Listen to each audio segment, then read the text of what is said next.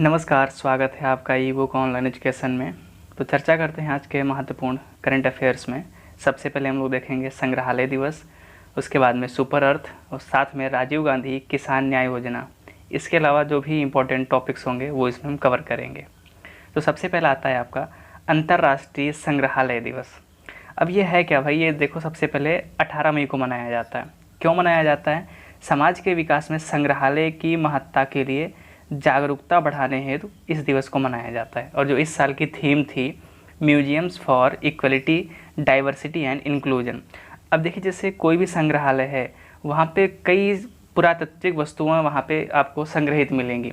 यानी कि अगर हम सिंधु घाटी सभ्यता की मोहर के बारे में बात करें या फिर वर्तमान की कोई वस्तु हो तो उसको कैसे कनेक्ट करती है, वो सब आप वहाँ पे देख सकते हो।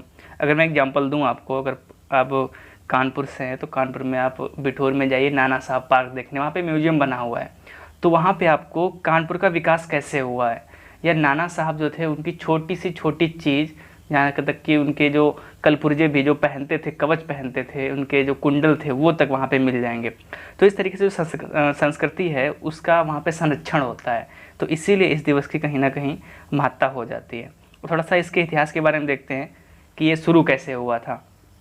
1977 में अंतर्राष्ट्रीय संग्रहालय दिवस अंतर्राष्ट्रीय संग्रहालय परिषद के द्वारा शुरू किया गया था। ठीक है, और इस दिन का जो उद्देश्य था सांस्कृतिक आदान प्रदान और संस्कृतियों का संवर्धन की जागरूकता को बढ़ावा था। ठीक है, इसका उद्देश्य याद रखना और ये कब से शुरू किया गया, और साथ में इसकी जो थीम है वो मोस्ट इम्पॉर्टेंट है। आपको डे तो बहुत ही कम रेयर केस में पूछेगा, इसकी थीम पूछ सकता है क्योंकि जो नए ट्रेंड में थीम पूछते हैं। अब जरा इस जो संग्रहालय परिषद है जो इस दिवस को शुरू किया था उसके बारे में देखते हैं। यह इस प्रकार की एकमात्र संस्था है, यानी कि जो अंतर्राष्ट्रीय संग्रहालय परिषद है इस प्रकार का, यानी कोई भी पुरातात्विक वस्तुओं को इकट्ठा करने के लिए केवल यही संस्था है। अभी तक इसके अलावा कोई भी संस्था नहीं बनाई गई है। इसकी जो स्थापना हुई थी 1946 में, और इसका जो हेडक्वार्टर है वो पेरिस में। पेरिस कहाँ पे है? ये फ्रांस में। ये इधर मैंने विकिपीडिया से पिक लिया है, तो इसमें भी आप देख सकते हो।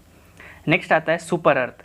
सुपर अर्थ क्या है? आप नाम से ही लग रहा होगा, अर्थ कहीं ना कहीं पृथ्वी से संबंधित होगा, यानी या पृथ्वी से संबंध रखता होगा कहीं ना कहीं। तो क्या है भाई? ये न्यूजीलैंड के वैज्ञानिकों ने सुपर अर्थ की खोज की है। ठीक है, क्या है इसमें देखते हैं। इस पर मानव जीवन के लिए आवश्यक परिस्थितियां मौजूद हैं, यानी कि हो सकता है यहाँ पे पानी हो या ऑक्सीजन हो। अगर पानी ऑक्सीजन होगा तो वायुमंडल जाहिर सी बात है होगी।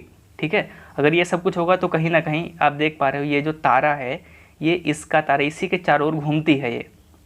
ठीक है, अब इसका नाम सुपर अर्थ क्यों पड़ा? अब ये जो पृथ्वी से कुछ बड़ी है, ठीक है, यहाँ पे लिखा हुआ है कि पृथ्वी से बड़ा होने के कारण इसका नाम सुपर अर्थ रख दिया गया। वैज्ञानिकों के अनुसार यहाँ पानी के रूप में बर्फ़ हो सकती है, यानी कि बर्फ़ जो है यहाँ पे बर्फ़ मिलेगी, पानी नहीं मिलेगा। ठीक है, अब क्यों नहीं मिलेगा? हो सकता है ये जो तारा है इस तारे से बहुत दूर हो, इस वजह से इसका टेम्परेचर एकदम माइनस में हो, इसीलिए वो जो पानी है वो बर्फ़ बन गया होगा। लेकिन वैज्ञानिकों का मानना है कि भविष्य में ये गोल्डीलॉक जोन बन सकता है। गोल्डीलॉक जोन क्या है अभी हम देखेंगे। साथ में जो तारा है इसकी जो परिक्रमा है वो 617 दिन में पूरी कर लेता है, ये सुपर अर्थ जो है आपका। ठीक है, देखते हैं गोल्डी जोन लॉक क्या है आपका। गोल्डीलॉक जोन, जो गोल्डीलॉक जोन है आपका, एक स्थिति होती है कोई भी तारा, जैसे हम सूर्य की बात करें, सूर्य के आसपास की वो अवस्था जहाँ पर पानी तरल अवस्था में रह सके। ठीक है, जैसे हम पृथ्वी बात करें, पृथ्वी जो पृथ्वी आपकी है वो गोल्डीलॉक जोन के अंतर्गत आती है। ठीक है, क्यों? क्योंकि भाई पृथ्वी पर आपका जो पानी है वो तरल अवस्था में है, तो यही आपका गोल्डीलॉक जोन है।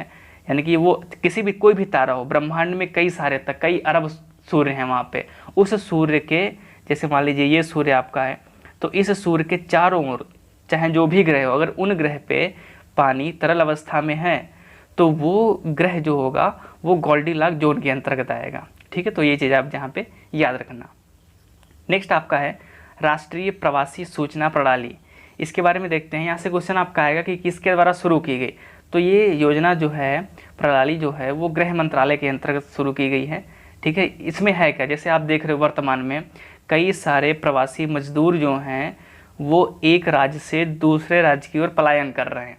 ठीक है, तो इन पे नज़र कैसे रखनी है, इनका डाटा कैसे रखना कि भाई कौन कहाँ जा रहा है, कैसे जा रहा है, उसको खाना मिल रहा है कि नहीं मिल रहा है, रास्ते में कोई दिक्कत तो नहीं हो रही है।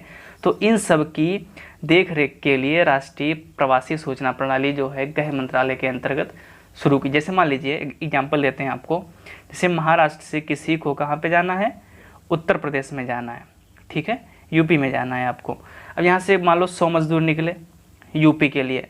अब ऐसे नहीं कि एकदम से भाग जाएंगे भाई, यहाँ पे इनको बाकायदा रजिस्ट्रेशन करवाना पड़ेगा, ठीक है, कि भाई हम जा रहे हैं यूपी, अगर कोई बस वगैरह ट्रेन वगैरह है श्रमिक तो उसमें आप भिजवा दीजिए। तो महाराष्ट्र क्या करेगा, इन सभी की जो एप्लीकेशन है एक फ़ाइल बना करके वो कहाँ ट्रांसफ़र कर देगी, यूपी गवर्नमेंट को ट्रांसफ़र कर देगी। अब यूपी गवर्नमेंट क्या करेगी, देखेगी इसको कि भाई ये हमारे नागरिक हैं कि नहीं है, वहाँ से क्या अप्रूव करके फिर इसको भेजेंगे। तो यूपी गवर्नमेंट क्या करके भेजेगी, भाई यहाँ सभी जो प्रवासी मजदूर हैं वो हमारे यहाँ के हैं। तो जो महाराष्ट्र सरकार है कुछ ना कुछ इंतजाम करके उन सभी मजदूरों को उत्तर प्रदेश या अन्य किसी भी राज्य के हों वहाँ पे भेज देगी। तो ये जो मेन काम है वो किसका है, जो प्रणाली है जो आपकी शुरू की गई है, ठीक है। तो आई होप आपको समझ में आ गया होगा।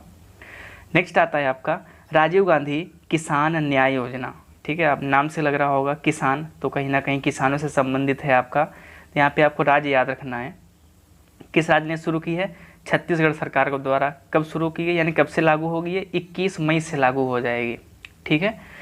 अगला पॉइंट क्या आता है, इसका उद्देश्य क्या है, मुख्य उद्देश्य इसका है फसल उत्पादन को प्रोत्साहित करने के लिए मुख्यमंत्री भूपेश बघेल की अध्यक्षता वाले मंत्रिमंडल द्वारा शुरू किया गया। यानी कि सीधे मुख्यमंत्री के जो मंत्रिमंडल है उसके द्वारा शुरू किया गया, ठीक है।